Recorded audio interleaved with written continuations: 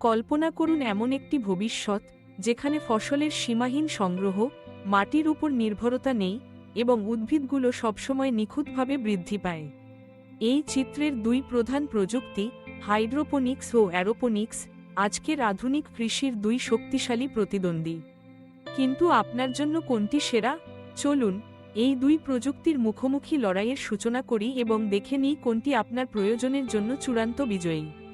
প্রথমেই, হাইড্রোপনিক্স ও অ্যারোপনিক্স ঠিক কি? হাইড্রোপনিক্স এমন একটি চাষ পদ্ধতি যেখানে উদ্ভিদের শিকড় সরাসরি পুষ্টিসমৃদ্ধ পানিতে ডুবে থাকে, মাটি ছাড়াই।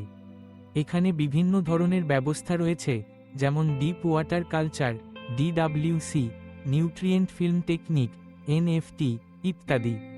অন্যদিকে, অ্যারোপনিক্স হল এমন একটি আধুনিক পদ্ধতি যেখানে উদ্ভিদের শিকড় বাতাসে ঝুলে থাকে এবং নিয়মিত পুষ্টিসমৃদ্ধ কুয়াশায় সেচ দেওয়া হয়। দুই প্রযুক্তিই মাটির সীমাবদ্ধতা দূর করে, কিন্তু পদ্ধতিগত পার্থক্য তাদের সুবিধা ও ব্যবহারে বড় ভূমিকা রাখে।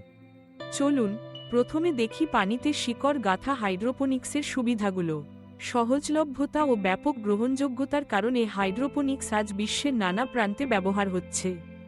DWC বা NFT এর মতো সাধারণ ব্যবস্থাগুলোতে উদ্ভিদগুলো শুধু পুষ্টিযুক্ত পানিতে বেড়ে ওঠে।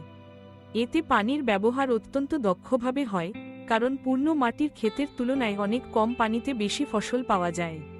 মাটির চেয়ে দ্রুত বৃদ্ধি এবং সহজে পুষ্টি সরবরাহ করার সুবিধা হাইড্রোপনিক্সকে প্রারম্ভিকদের জন্য আদর্শ করে তোলে। বিশেষ করে পাতা জাতীয় সবজি বা হার্ব চাষে এর সাফল্য অসাধারণ। শুরু করতে খুব বেশি খরচ লাগে না এবং রক্ষণাবেক্ষণ তুলনামূলকভাবে সহজ। নতুনরা সহজেই ছোট স্কেল থেকে শুরু করতে পারে এবং ধাপে ধাপে আরও উন্নত পদ্ধতিতে যেতে পারে। এবার আসি আধুনিক কৃষির চূড়ান্ত পর্যায়ে, অ্যারোপনিক্স। এখানে প্রযুক্তি ও নির্ভুলতা একসাথে কাজ করে। উদ্ভিদের শিকড় সম্পূর্ণভাবে বাতাসে ঝুলে থাকে এবং সঠিক সময়ে পুষ্টিসমৃদ্ধ কুয়াশার ফোঁটায় সেচ দেওয়া হয়। এই ব্যবস্থায় অক্সিজেনের সরবরাহ শিকড় পর্যন্ত অসাধারণভাবে পৌঁছায়, ফলে উদ্ভিদ আরও দ্রুত ও স্বাস্থ্যকরভাবে বৃদ্ধি পায়। গবেষণায় দেখা গেছে, অ্যারোপনিক্সে ফসলের বৃদ্ধির হার ও উৎপাদনশীলতা হাইড্রোপনিক্সের চেয়েও বেশি হতে পারে। তবে এর জন্য আরম্ভিক খরচ বেশি এবং পরিচালনা করতে প্রযুক্তিগত দক্ষতা প্রয়োজন। সঠিক তাপমাত্রা, আর্দ্রতা ও পুষ্টির মাত্রা বজায় রাখা জরুরি, তাই এটি মূলত অভিজ্ঞ কৃষকদের জন্য বেশি উপযোগী। এখন দুই প্রযুক্তির মুখোমুখি তুলনা। বৃদ্ধির গতি, অ্যারোপনিক্স সাধারণত এগিয়ে। পানির ব্যবহার, দুটিই দক্ষ, তবে অ্যারোপনিক্স আরও কম পানিতে কাজ করতে পারে।